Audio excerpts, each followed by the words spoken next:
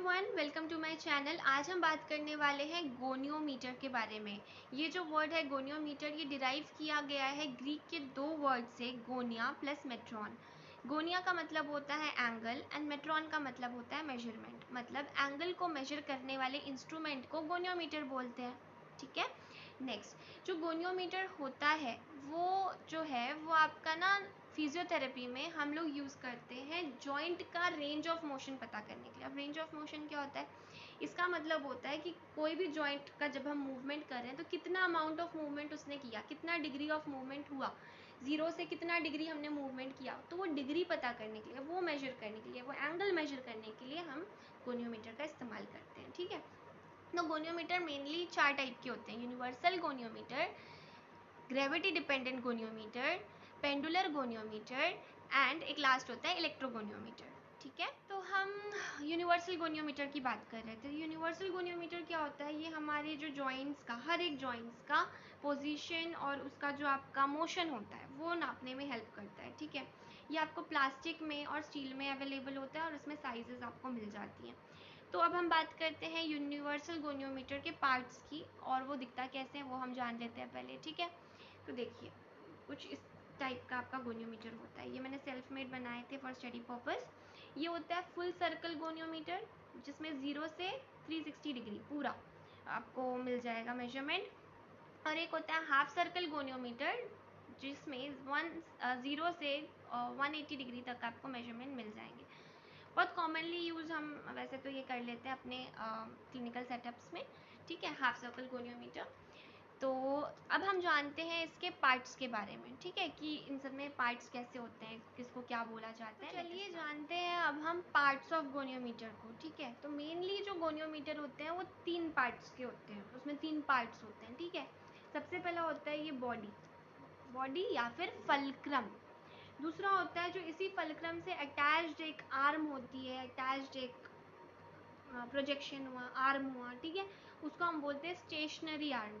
Understood है? ये जो चिपका हुआ है, जो हिलेगा नहीं, स्टेबल है, स्थायी है, उसको स्टेशनरी आर्म बोल दिया। अब जो दूसरा हिलते हुए आपको दिख रहा है, जो मूव कर सकते हैं, मूवेबल आर्म इसको बोलेंगे। ठीक है, नाम में बोल रहा है मूवेबल आर्म, मतलब मूव करने वाला आर्म। स्टेशनरी आर्म मतलब जो स्टेशनरी रहेगा, जो स्थायी रहेगा, स्टेबल रहेगा। Okay.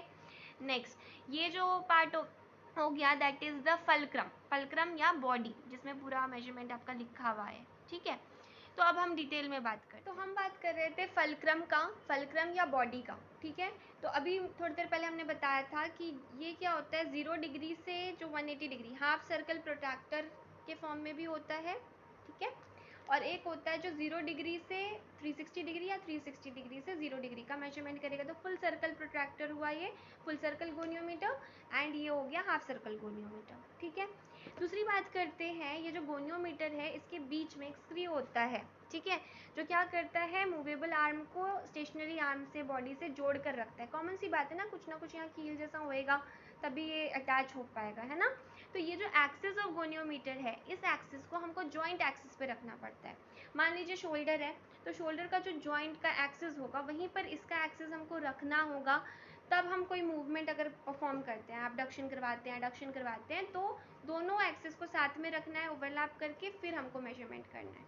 Clear? Now coming to the stationary arm. Stationary arm क्या होता है? फल्क्रम का ही एक एक्सटेंशन है। दिख रहा है ना कि उसी में से निकला हुआ है, उसी से अटैच्ड है। ठीक है। ये जो होता है इसका कोई खुद का मोशन नहीं होता, कोई खुद वो मूवमेंट नहीं करता, कोई मोशन नहीं करता है। वो स्टेशनरी है ना, तभी तो स्टेशनरी नाम पड़ा उसका, कि वो खुद का कोई मूवमेंट उसका नहीं है। और जब भी हम मूवमेंट करते हैं, जब भी मेजरमेंट करते हैं, तो ये प्रॉक्सिमल सेगमेंट में होता है। मान लीजिए जो भी आपको मेजर करना है, जिस भी जॉइंट को मेजर करना है, तो प्रॉक्सिमल क्या होता है ना, बॉडी के पास वाला। फॉर एग्जाम्पल अगर मैं ऐसे खड़ी हूँ तो प्रॉक्सिमल, अगर मैं पूछूं कि प्रॉक्सिमल, मेरा हैंड ये प्रॉक्सिमल हुआ या एल्बो प्रॉक्सिमल हुआ, तो एल्बो इज मोर प्रॉक्सिमल, मतलब पास। प्रॉक्सिमल से पी से, प्रॉक्सिमल पी से पास, डिस्टल मतलब डी से, डिस्टल एंड डी से दूर, हम ऐसे याद रख सकते हैं। ठीक है। तो ये क्या होता है, प्रॉक्सिमल साइड में होता है हमारा स्टेशनरी आर्म हमेशा।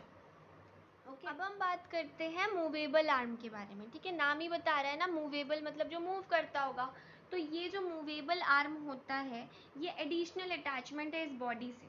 क्लियर है? बॉडी से एडिशनल अटैचमेंट हमने यहाँ पे स्क्रू बताया था थोड़ी देर पहले, है ना।